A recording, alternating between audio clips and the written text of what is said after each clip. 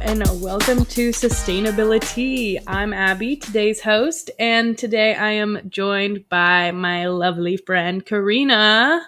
Welcome. Hi everyone. Hi, I'm Karina. So with love in the air this season, I wanted to take the time to really dig in to a popular gift that is given around Valentine's Day, which are flowers, specifically roses you will see a lot of. Now, before we get going, Karina, what is your relationship to flowers, or like cut flowers specifically? Just in general, and then around this holiday season. I love flowers. I have a dream of like growing my own flowers and having like wildflowers in my backyard. I just started planting sunflowers. Whether they'll actually sprout, I don't know. Apparently they need a lot of like water and sun and stuff, and I didn't take that into consideration when I just put the seeds in the ground. But when it comes to cut flowers, I do have a partner. I have a boyfriend, and he's the only man who's ever given me flowers. And I love him. He goes to he doesn't give it to me like too often, like when we're celebrating and things like that. But there's like a little florist in the neighborhood, and he goes to him or her, I don't know. And first bouquet of flowers he ever gave me, I actually dried them. They're in my closet.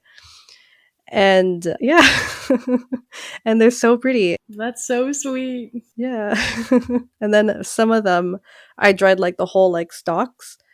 So I have like a little mini bouquet, and then the rest I took the petals off and I like dried the petals, and I have dreams of making them into coasters or something. So I do like flowers, and they were roses. They were these like orange roses, and they were beautiful. That sounds so lovely. I love that you've like taken them and like been able to hang on to them for a long time, because a lot of my complaints that like I don't always like receiving flowers is because I'm like, I understand it's a kind gesture, but like to me I'm like, they're gonna die, they're gonna wilt, and I'm gonna have garbage on my hands. Oh yeah. But they're very pretty. The other flowers he's given me, I composted them. Because I totally agree with you. It's like, man, you're gonna give me something that's dying, but I compost them, so I don't feel so guilty. Compost queen. Thank you. And now they're dirt. They're dirt in my garden. Oh my gosh, I love it. Okay, so with this episode, you mentioned lots of different types of flowers. So the information I have is like surrounding the cut flower industry, or the floriculture, is it's also called, and not like wildflowers that you'll like find growing around, or like your beautiful sunflowers are amazing, but I just don't have information on them for today. But but this is like for our audience, it's like specifically like if you see a bouquet of flowers or roses at like the grocery store. Okay. This is kind of talking about like those. That's so cool. So this is like a deep dive. Yes. Deep dive flower industry. I like it. I never considered there was anything to dive into with the flower industry. Get ready. Get ready, girl. Oh, I'm ready. I'm so curious. So the floriculture, or cut flower industry, it is worth about $33 billion. With a B? Yes, with a B. Oh my god, that's crazy. I had no idea. Yep. It is giant. So one example is that in 2023, there were around 2.8 billion, with a B, cut roses sold. 2.8 billion cut roses sold. Wow. And given the average price of supermarkets over the whole year at that time, it was around $12, which means that year, 2023, people in the US spent more than $3 billion annually alone in that year on cut flowers. Wow. In 2023? Yeah. Wow, that's insane. Yes. And that's like the whole year. Mm-hmm. And I'm going to also give you some more information around Valentine's specifically, because Valentine's, like around the week surrounding Valentine, accounts for about 30% of annual flower sales, with roses selling more than anything else. Wow. In one day. Or I guess surrounding one day. Yeah. Wow. I would say give or take like a few weeks, like 2 or 3 weeks on either end. Well, probably not after, but kind of like that month. Okay. That makes more sense. Yeah. 30% of all those flower sales being taken place right there. Wow. Okay. And the Society of American Florists say that 250 million roses are produced for the holiday in general. Wow. 250 million roses are produced for this one day. Oh my God. 250 million roses? I don't know if that's 250 million. I don't know how much a billion is, but I think that's 250 million.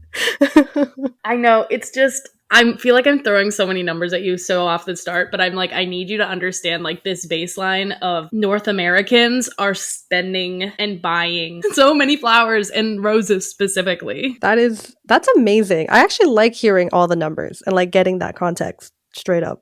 You're welcome. Okay, I know you live in Miami. Mhm. You live in Florida. It's Mhm. very warm there. Mhm. So I'm not entirely sure what all of your plant flowers look like around this time of the year, but in most of North America, flowers are not blooming right now. Or roses, at least, are not blooming right now. I never considered that. Yeah, that like flowers are so important to this holiday in the winter time when they're not like growing there. Because Yes. like yeah, at this time of year we do have flowers and plants and like it's more like subtropical, tropical climates and stuff like that. So we have like a lot of produce and vegetation year round. So I really had never considered that. Yes. So, can you guess where the majority of our cut flowers are coming from? I heard this in like a fun fact like once, but I don't know if it's true, but I remembered it because it's the country that my father is from, which is Ecuador. Is that true? Yeah, Ecuador is one of the countries where we do get a lot of our flower supplies from. See, when you hear a fun fact about like one of your countries, it sticks. But I literally just heard that once like years ago. I don't know anything else. So, it's Ecuador, Colombia, Oh, okay. Kenya, and the Netherlands are pretty much like the cut flower powerhouses of the world. Oh, okay. I understand Netherlands. I know they're famous for tulips. I didn't know about Colombia or Kenya. That's very interesting. I guess Colombia makes sense. It's like right next to Ecuador. Yes, Colombia is actually, it's kind of, I think it's kind of crazy how they kind of got really into it. Was actually, here's a little history fact for you that I had no idea about before researching this. So, in the US, when they tried to do like the whole war on drugs thing, Oh yeah, dare. it just, yeah, and it wasn't like In general, yeah. super successful. Mhm. So, one thing that they did was there was at the time tariffs on things coming in and out of Colombia, I believe. Oh wow, I didn't know And that. they lifted that tariff to encourage people in those areas to encourage people to start producing things that were not the plant that made cocaine. and Oh wow. That is so cool. and then they got really into their Colombian roses started growing. They grow really well there because it's like warmer and like all year Mhm. round pretty consistently. So then that's when their kind of trade in the flower cut business started taking off. That is so interesting. I would have never guessed that like like drugs kind of had something to do with that. That is so cool. I had no idea. I was like reading, it was like, ha ha ha, Valentine's. And then it's like, and then every other article is like, and the war on drugs. And I was like, what's happening? An unintended consequence of the war of drugs. That's very cool. Yep, absolutely. So just for more number context for you, Colombia provides about 60% of our roses, and Wow, okay. Ecuador provides almost 40%. So Wow, okay. a lot of our roses are being shipped to us for this holiday from these other countries. Wow. And the US, we used to produce way more roses ourselves, Mhm. but like all the way back in like the 1970s. Oh, wow. Okay. There was almost like 800 US commercial farms and nurseries growing cut roses, selling almost 500 million roses annually. But since then, it has withered drastically, partially, I think, because of that war on drugs, tariff lifting stuff that really skyrocketed more easily producible roses systems in other places. Mhm. So then the farms have kind of dwindled to like more like 110 from like 800 over the past several decades. Okay. Okay, so to see if I understand, Yes. the war on drug made it like an unintended consequence, it made it easier for Colombia to make roses, and then we just couldn't compete with those roses, and we just like went down like the US. Yeah. Basically, they outcompeted us because Okay. because of the weather and because of like the crop space and what roses Hmm. need to grow well, they can produce it more parts of the year. So then we just couldn't keep up. Man, our rose industry or our flower industry is what is that? I'm thinking of a specific word. It's a victim. It's like they died because of the war on drugs. It's a casualty on of the war on drugs. The US rose industry is a casualty of the war on drugs. I didn't think we'd be going there today. You never know. You give me a topic, I find the tea. I like that. I like that. So, obviously, we are talking about the cut flowers world for more than just talk about the war on drugs. Before we get super into the climate world, do you think the cut flower business is a contributor to climate change or a victim of it? That's a good question. Because I kind of think both. I'm just like uneducated, my guess is.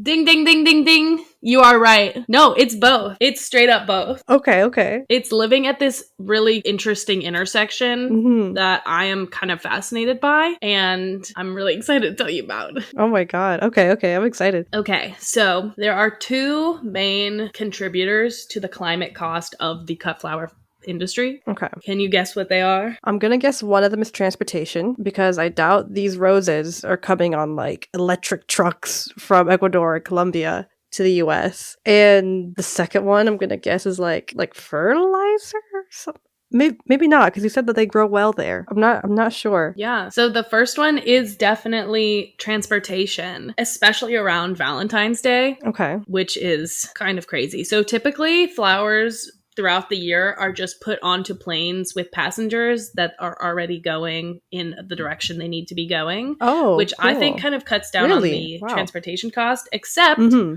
around Yeah. Valentine's Day when we are producing and selling so many. There are literally so many cargo planes just filled with flowers being shipped with just flowers because we are Oh my god. buying that many. Like, that's what it is. I know this is not the point, but can you imagine how those trucks must smell? They must smell so strong. Oh my gosh. That's so funny. Here's an example from 2017 that said that for the 3 weeks leading up to Valentine's Day, 30 cargo planes, each filled with over 1 million flowers, flew every day from Colombia to Miami. I thought it was just going to be like 30, period. 30 every day for 2 weeks, you said? For 3 weeks. For 3 weeks. Oh my god. I'm going to do some quick math on a calculator. Okay, let's see. 30 times 21, 630 planes. 630 Yeah. planes? Oh my god, that's crazy. Wow. I like need a second. Okay, let's take a moment of silence for these flowers. That's just them getting to Miami. Oh my god. Yeah, they still have to go to the rest of the country. Oh, rest of the country, girl. Some of them then catch flights to Japan or Russia. Oh my god. Oh my god. For anyone who's just listening, my jaw literally dropped. Like that was a jaw-dropping fact. Because I didn't even consider that. I'm like, the rest of the world also wants flowers. Oh my goodness. Absolutely. Oh my god. I was just imagining that, like, what if all of those cargo planes are in the sky and then they all, like, what if they all exploded and then we had flower confetti everywhere? That sounds kind of beautiful. That would also smell really good. I think that would be insane. Oh my god. Okay, so obviously, first contributor is this transportation cost. And the second one is actually refrigeration. Oh, that makes sense. Because it's not like, yeah, they need to be refrigerated. Yeah, that makes sense. I didn't consider that. A lot goes into roses. I know. They have to be refrigerated like while they're being transported, which so it's like a double whammy because like you don't want to like go to the store and be like, I'm going to buy almost like $13 on wilted roses, the industry would die instantly. So are you telling me that these planes, these 630 planes from Colombia to Miami, they're in refrigerators in the planes? Yeah, there's like refrigerated holds, like refrigerated spaces. Oh. And then they often will also ride in refrigerated trucks to their next stops. Oh my god, that adds even more. Oh my god, that's insane. Wow, I'm gonna think twice about buying roses. There was a study done that found that these refrigerated vehicles generated like 15% more carbon dioxide than their non-refrigerated counterparts. I don't like roses anymore. I'm so sorry. I'm not trying to ruin the holiday, I promise. No, it's good. It's good that we know this, because maybe we could make some better decisions. I needed to hear the truth. Here's your eyes this whole time are like wide-eyed, and I'm like, I'm taking her innocence. Oh my gosh. Yeah, I could imagine. Just because like you think flowers are so pretty and they're just like, oh, they're natural, they're nature, you know, like they're flowers, they're plants, but there's a dark side like that I had never thought of, I had never considered. It like frustrates me so much because it's like, oh my god, the amount of effort and literal energy that went into getting this bouquet of roses to you just for it to die on my counter in like 3 days. Oh my god. Oh my god, you're crazy. Right. You're right. You're kind of like, I don't want to say you're buying garbage, but kind of like you're buying something to throw out eventually in not a very long time, you know, in a pretty short amount of time, in like a week. Yeah, not everyone has a compost like you do. Yeah, not everyone has a compost. Not everyone can be me. I'm joking. Yes, because like obviously these are providing jobs in these other countries, but we have to like weigh these things when we're deciding what we want to put our money towards in this economy. Why is it that everything that provides jobs is bad? Like, what the heck? Do you want to hear more numbers that are gonna make your eyes pop again? I'm ready. I've built some resilience. Hit me. Okay, so I had mentioned Kenya is also one of these places that is producing a lot of flowers right now. So the SSAW, which is like a group that looks at ethical research of like plants and ingredients for stuff, they estimated that a typical Valentine's bouquet of a dozen Kenyan red roses has a carbon footprint of about 75 kilograms. It's okay for our Americans who don't know how much that is. I'm going to give you a very descriptive comparison. So 75 kilograms is about the weight of an average man. So then consider that unlike men, CO2, carbon, is pure lightweight gas, and that much crammed into the size of a man. That is basically the equivalent of enough CO2 to fill half of an average indoor swimming pool. Wow. Okay. Thank you for the man swimming pool analogy. I was too American for kilograms. Just for like one single bouquet of roses you buy for $12 at the grocery store. Wow. I'm actually shocked that the average price is $12. I would have thought it would cost more given everything that you've told me. It might cost more. I think $12 average was from a few years ago. I took a picture of my own grocery store a few weeks ago and it was $12.99. Okay. It could be an average across the country. Yeah, you're taking averages from like the expensive roses and the not so expensive roses, you know, that's gonna sway it. Yeah, I get that. From bougie neighborhoods. So true. And that's for specifically roses from Kenya. So I think it's a little farther away than Colombia and Ecuador, to us at least. But then, so that's 75 total kilograms of CO2. And then they also looked at how much CO2 just like locally grown seasonal stems, flowers would be. 1.4 kilograms. 1.4. That sounds like a deal. So like flowers are not the enemy. Flowers are not the enemy. Yeah. It's what we're doing to ship them here. Yeah. We can have beautiful flowers that aren't roses year round. Yeah, because roses are so iconic to Valentine's Day. Like, you hear Valentine's Day and you think roses, but those aren't the only flowers out there. Absolutely. There are so many steps you can take that will make just any other kind of flower very romantic, I think. I think so too. And it's a little bit creative. It's not as cliche, you know? Okay, so that was the information I had around how it was contributing to climate change, but buckle up. Here's more information about why it is being affected by climate change. And honestly, these things will probably make the price of roses go up in the following years. Okay. I am assuming. Okay. I'm not an economist. And obviously, it's going to basically come down to the conditions roses need to be grown.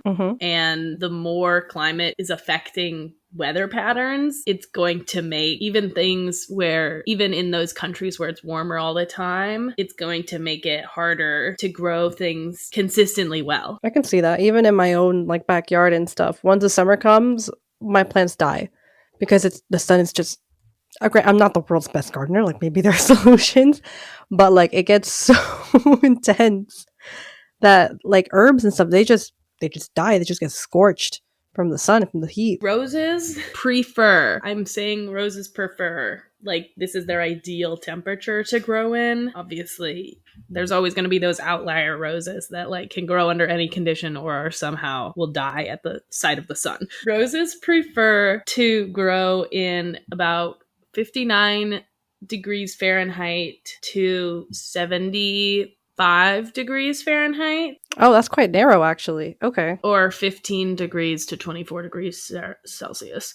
Yes, with at least 6 hours of sunlight a day and free draining soil that does not dry out. So that is a rose's ideal temperature. So when we factor in these like rain, wildfires, extreme whiplash between hot and cold weather, and these other dramatic changes we're seeing, we are producing, well, not we, but like the rose farmers are producing fewer good quality roses. There's like the roses are experiencing whiplash and they're not growing as well. Okay, that makes sense. Yeah. And especially in these like warmer countries that we're shipping from a lot of the time, when it's getting warmer sooner there, rose plants are often producing more stems prematurely. And they are not always blooming. Oh, that's interesting. Okay. So it's like, it's like this horrible cyclical cycle of like the more energy and CO2 we're putting and grinding out of this industry, the more it's affecting weather patterns, which is affecting the ability to grow these flowers, which is then more energy is going to need to be put in to cultivate this like perfect temperature and soil equilibrium for these flowers to grow, to then just ship them off and produce more CO2 and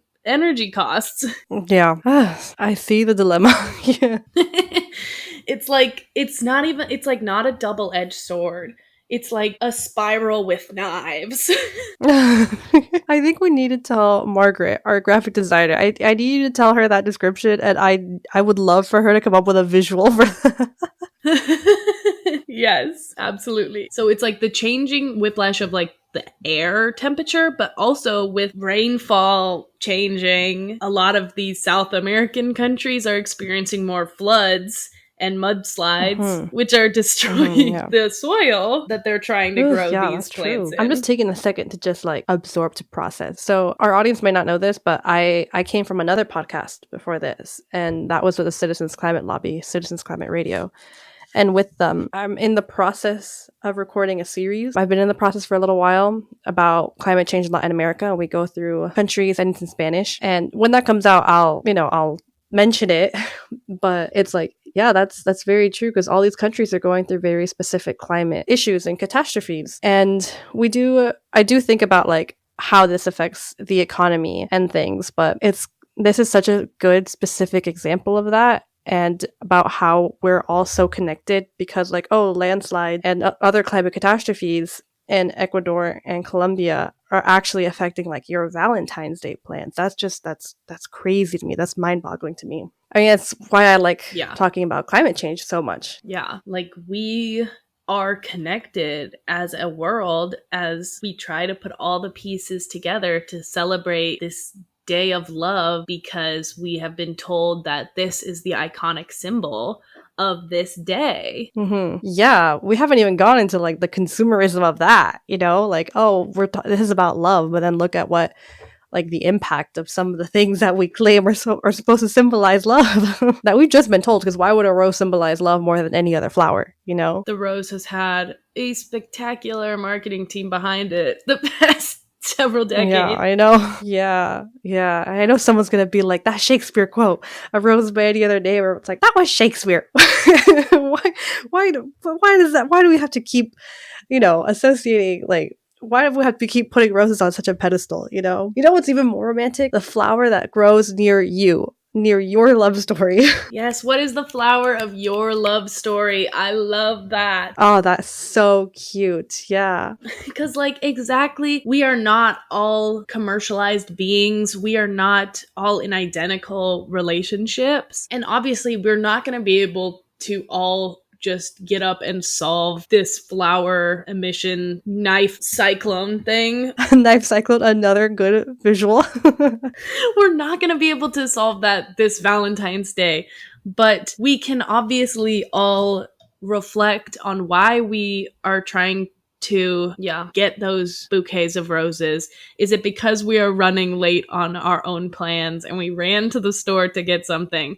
Is it because it's what we think we have to give someone? Like, there are other options to express your love that aren't. Yeah. Something really sweet that Keaton got me when we were first dating, because I've never really been a huge fan of flowers, like getting flowers, like I said. It just always felt like kind of an awkward exchange since I like knew they were going to die so soon.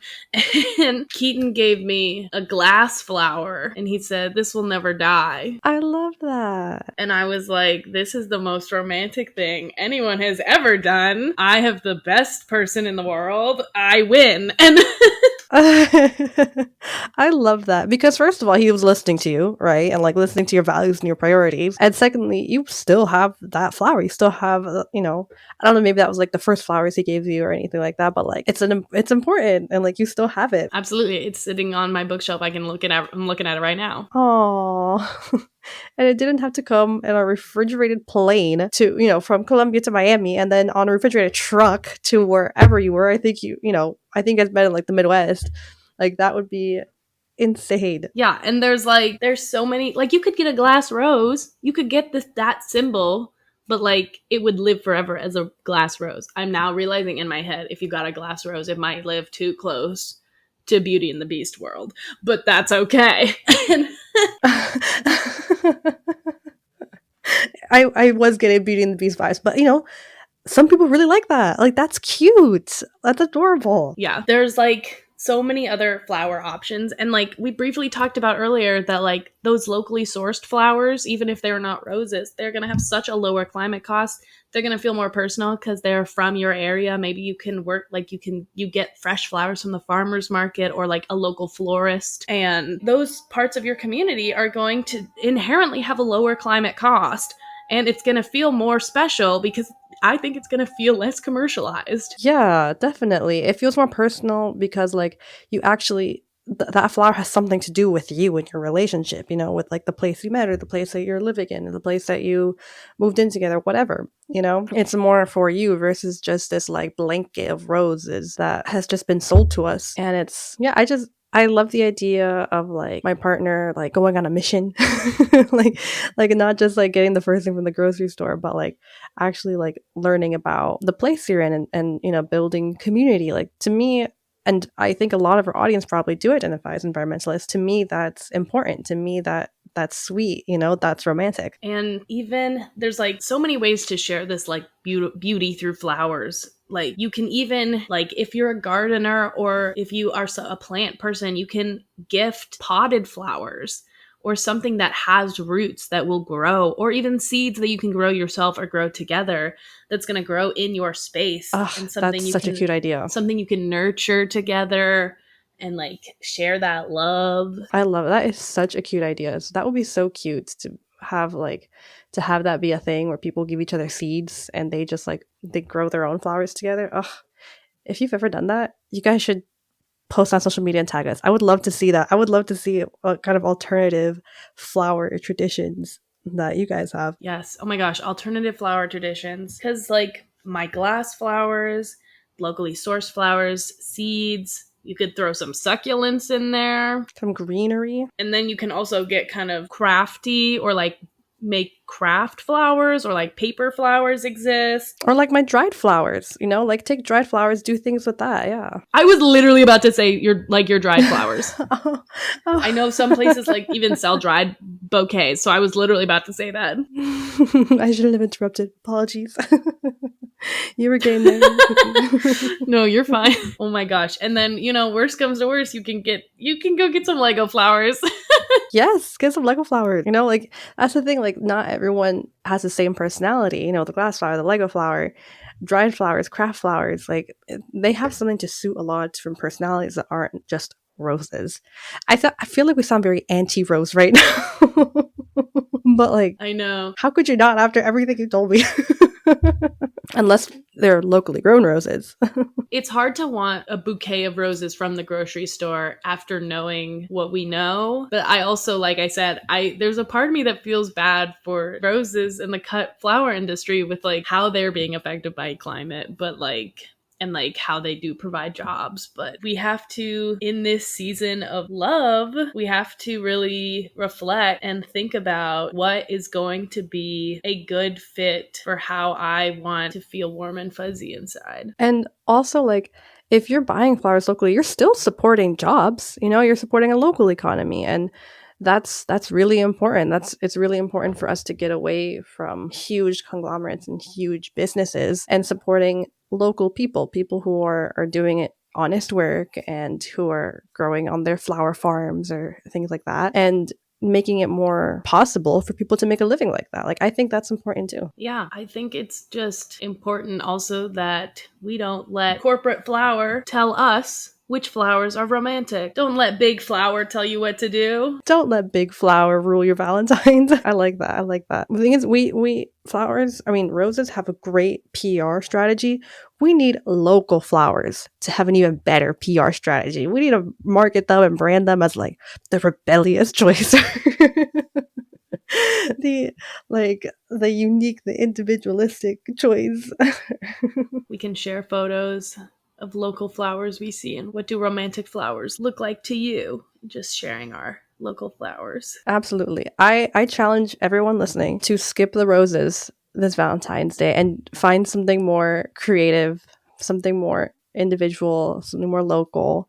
I think that would be such a good, just a challenge, you know, like just something that we can aim for. And I'd love for people to share with us on social media what they come up with, and I'll be participating and just like, you know, start forming that community, you know, and start seeing what people are doing and celebrating that. I think that would be so cool. Yeah, and like celebrating how our flowers are all going to look different from each other. It's like my flowers that I find beautiful in the Pacific Northwest are going to look different than the flowers Karina finds beautiful and romantic in Florida, and just celebrating that. Yeah, even thinking like that about like being a part of like your ecosystem and just like how like that is so cool to me, is the idea of seeing people from different parts of the world and seeing what flowers represent them from that part of the world. I think that could be like such a cool art project or something. Like I just the ideas they're endless. It makes me excited. I know, me too. For Valentine's Day. Me too, for sure. So show us your local flowers. Tag us sustainability.pod. Yes. On TikTok and Instagram. All right. That is all I have today on the cut flower industry as we go into the Valentine's holiday. Is there anything else you would like to add, Karina? That was fun. I started off depressed. I started off sad. But then it just became like a celebration of like who we are in our environments, and like that was really fun actually. I was shocked. I went through a lot of stages. A lot of stages of grief, but then the conversation went on, and it felt very good. Like there are alternatives, and there are better ways to celebrate your love for someone or your friendship or any kind of relationship you choose to celebrate on Valentine's Day. So thank you. It can definitely feel depressing when it seems like that's the only option and you're like, I have to live with this now, but it doesn't have to be your only option. I have a question for you, because you wanted to bring this up. You wanted to do this topic. Like what made you want to do this? How did you even know about this was even a thing? Okay, I did not know this was a thing. Honestly, this topic just intrigued me because like it goes back to my initial kind of thoughts that I've had on cut flowers for years that's like, it just feels like an awkward exchange because we know they're going to die. And I'm like, what's going on there? And like, I know not everyone sees it as an awkward exchange like I do, but I was like, a lot of people give flowers around this time. And I was like, that's so many flowers. That's just kind of how I got there. I was like, there's just so many. I just wanted to learn more. Honestly, that's kind of where it came from. I love it. I love it. I love what a good virtue, curiosity. I learned a lot, like the whole war on drugs stuff and the basically getting most of our flowers from other countries, and that's just what we've been doing. Very cool. I love learning about this. Thank you for sharing. Of course. So thank you so much for joining me, Karina. I am excited to see what flowers you find this season. For sure. Yeah, I'm excited to see everyone's flowers this year. Thank you so much for joining us. Once again, this has been Sustainability. Follow us on Instagram and TikTok for now while it exists. Check out our Buy Me a Coffee. That's a great way to support us as we are growing this podcast by ourselves. We look forward to seeing you next month, and stay tuned on our socials again for other updates. This episode of Sustainability was produced and edited by Abby Bender, music by Maddie Foley, and graphics by Margaret Degnan.